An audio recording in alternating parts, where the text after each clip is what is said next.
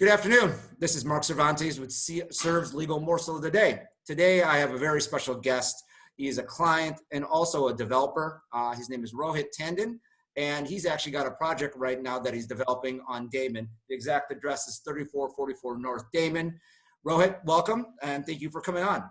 Thanks, Marc. Glad to be here. Fantastic. So I wanted to bring Rohit on because he has a very specific look as to what's going on right now with COVID. Because he's building a single-family home in Roscoe Village. Can you tell us a little bit about the project? Yeah, it's a single-family home on a standard 25 by 125 lot, new construction, 5-bedroom, 3.5 bath, pretty high-end, luxurious home, and it's about 3,600 square feet. Fantastic. Now, are you building to suit, or is this a spec home? Spec home. Okay. I know that you have a really, really good agent, Haley Westoff of Compass Real Estate. Now, tell us about, I know that you were showing the property prior to the coronavirus. Has showing slowed down? Well, yeah, we actually were showing it prior to this, but we decided not to show it even before this happened, just because we don't want customers to try to customize the house. Okay, fantastic. So that really hasn't changed too much. We're going to wait to show it until mid-May when we're done with a lot of the finishes. When do you think the delivery date on this project is going to be? I'd say end of May. Okay. Is what we're anticipating. And that's about a month after we thought. Okay. Now, is it a month after you thought because of what's going on right now, or just overruns just because it's new construction? I think based on what's going on now, a lot of our contractors were kind of hesitant when they initially had the stay-at-home order. So they didn't want to come to work. And then another thing is, too, the materials that we needed.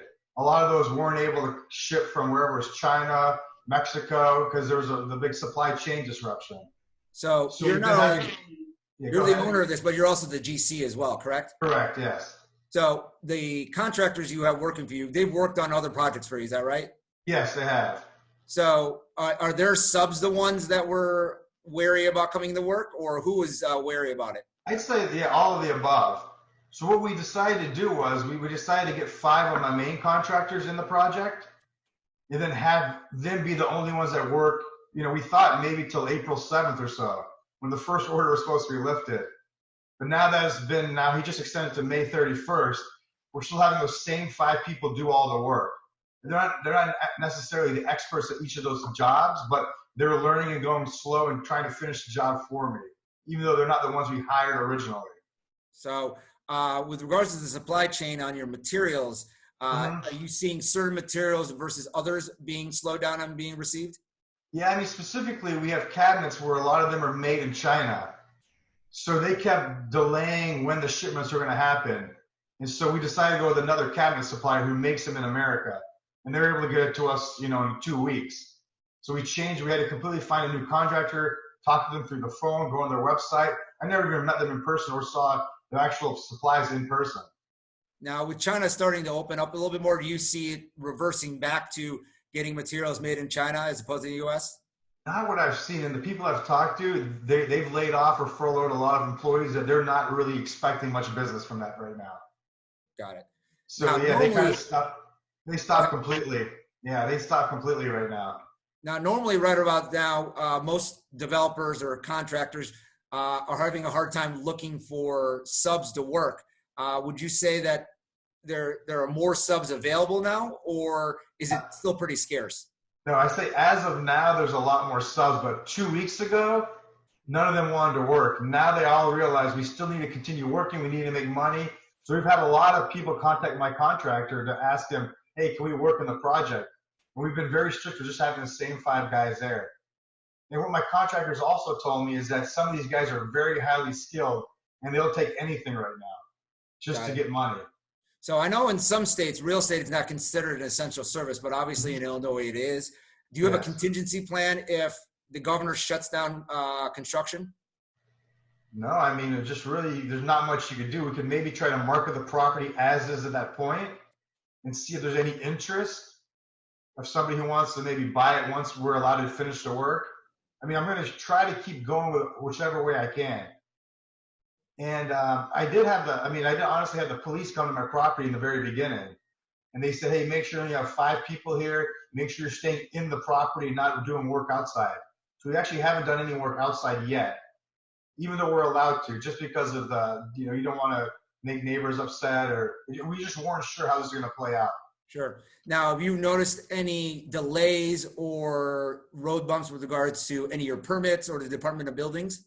I'd say with the Department of Buildings, we had all the rough inspections before this happened. And from the HVAC inspection, they had to come back and see it. But the guy posted online that, I'll just come back when it's final inspection because it was such a minor issue.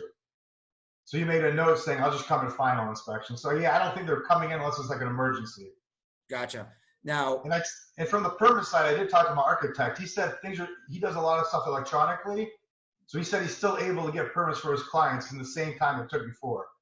so if not for the coronavirus, are your costs going to increase in building this property? Yeah, I think it's good. It's going to increase based on the labor cost, just because I'm only having 5 people work and they're not as skilled in some of the things I need done. So they're taking a lot longer to make it perfect. So I've noticed some of the things I budgeted for, such as drywall hanging, taping of the drywall, tile installation. I've spent a little bit more on the labor side, just a little bit more. But I have noticed too, material prices are coming down, especially from the lumber side and copper and steel in particular. As an investor, so obviously you have this project. Hopefully it'll be done and sold by the summertime. What are you seeing or what are you doing for other investment opportunities? Right now, we own some rentals too. So we've had interest before this, people who wanted to buy the rental property, and those people are still very interested, even at the prices we negotiated. I think because the rates are lower, banks are willing to lend to high quality borrowers. So we've seen that still happening. We have a couple, one in Florida, one in Texas, one in the suburbs of Chicago, rental properties that were almost under contract, where they were under contract. Fantastic. I mean, are you putting any coals in the fire for any new acquisitions? Yeah, I think there's going to be a lot of good acquisitions, a lot of good opportunity, maybe not now, but 3 to 6 months from now, depending on what happens. Yeah, just unfortunately, there's a lot of people who over leverage themselves. They can't afford the property. They're going to have to foreclose on it. But what I've noticed too, for some of these bigger properties, there's a lot of institutional investors. Blackstone is one of them that's really come out there and said, hey, we got a lot of money sitting here for private real estate deals. I think I read in the Wall Street Journal yesterday that there's 100 real estate debt funds that just was created in the last 2 weeks. So you have a lot of money now chasing these deals. Luckily, I work on the lower end side, so I don't think there'll be as much competition there. Well, fantastic. Well, Rohit, thank you so much for your time. And hopefully we'll have you back. Maybe we'll have you back once the property is done. But once again, for anybody interested, the property is at 3444 North Damon in Roscoe Village. Haley Westhoff of Compass Real Estate is the listing broker. So reach out to her if you want to see the property. Well, thank you very much, and we'll talk to you soon. All right, thanks, Marc. I appreciate it. All right.